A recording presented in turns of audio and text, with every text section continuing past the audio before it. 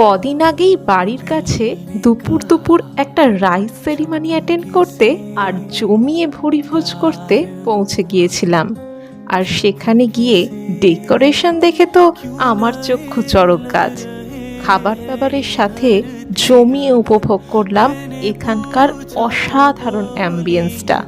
আর আজকের মধ্যমণি যে সে তো কেঁদেই অস্থির।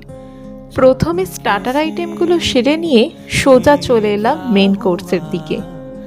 এরকম মাটির থালায় পদ্ম পাতার উপর খাওয়ার এক্সপিরিয়েন্সটা আমার আগে কখনো হয়নি। মেনু কার্ডটা একবার হালকা করে চোখ বুলিয়ে নিয়ে খাওয়া দাওয়া শুরু করে দিলাম। মেনুতে ফিশ বাটার ফ্রাই, ইলিশ পাতুরি, মাটন কষা, কি না নেই এখানে।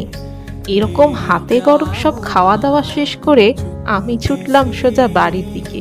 আর তোমরা চ্যানেলটা সাবস্ক্রাইব করে যাও।